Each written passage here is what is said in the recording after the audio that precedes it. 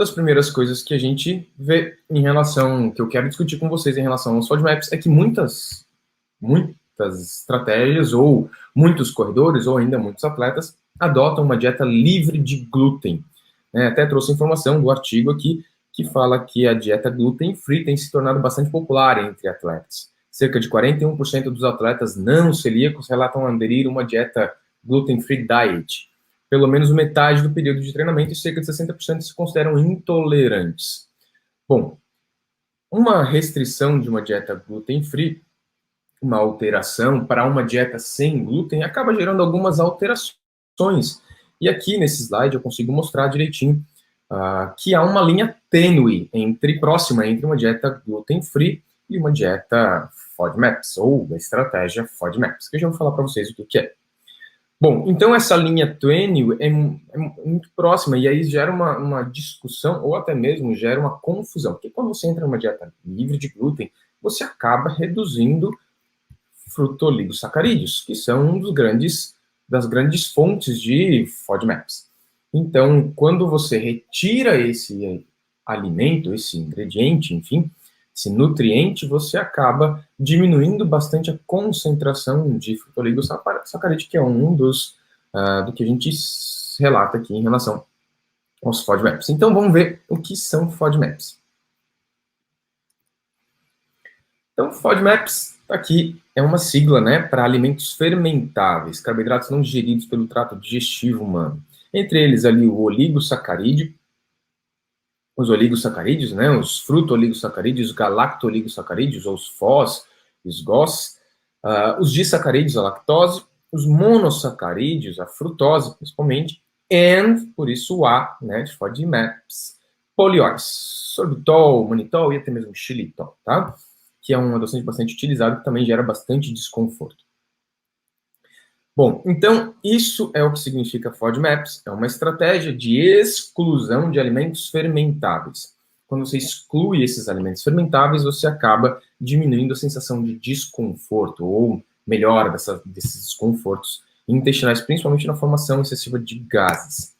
Bom, o que eles têm em comum, então, Esses alimentos fermentáveis, eles têm alta osmolaridade, e eles possuem substratos que são rapidamente fermentados por micro-organismos intestinais, e é isso que gera os desconfortos comuns, aí potencializados durante a corrida pelo esse aumento de permeabilidade intestinal e por uma alteração até mesmo de microbiota intestinal, que acontece em determinadas situações do próprio corredor, A desidratação local, como eu falei agora no início da aula, ou ainda, como eu falei na aula passada.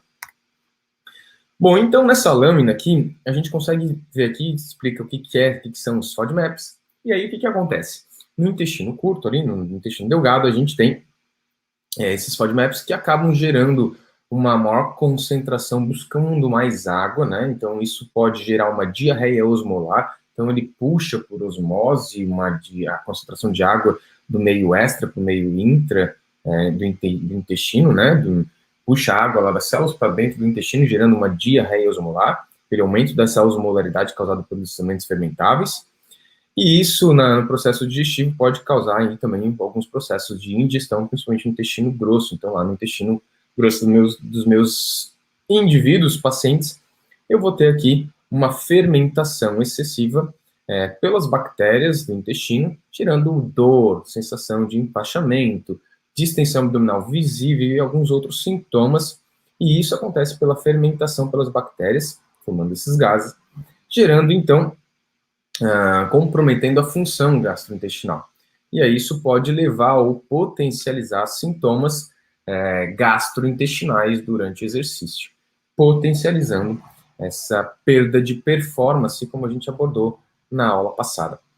E essa perda de performance pode fazer com que o indivíduo tenha comprometimentos sérios, como, por exemplo, nessa foto que eu já mostrei aqui na outra aula, e trago um dado a mais, parece que isso nunca acontece, a gente não vê com frequência quando a gente vai acompanhar uma corrida por aí, mas isso não é incomum. Eu sempre tem uma história para embasar, e no final da minha graduação, no início da minha vida profissional, com meus 23, 24 anos, eu participei de uma coleta de dados, até de um grande amigo, do Ricardo, E a gente, durante um ano, a gente ficou inserido dentro do Ironman, ao final, para coletar alguns dados dos atletas que chegavam ao final da prova. Óbvio, né? O Ironman é uma prova bastante distante, e aí, para quem desconhece as distâncias, né, são 3,8 km de natação, 180 km de bike, 42 km de corrida.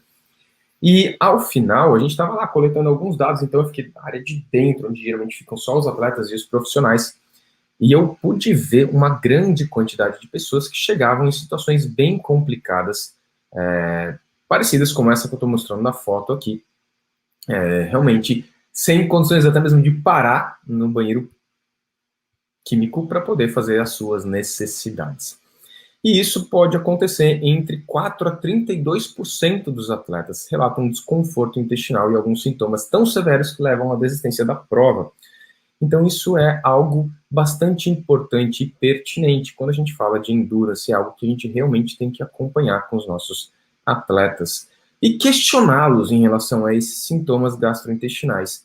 E quando esses indivíduos eles são recorrentes, a gente tem que buscar alternativas para poder tratar ou melhorar esses sintomas ou evitar, tentar prevenir essa situação. E uma delas é a estratégia FODMAPs, como eu comentei anteriormente. Certo?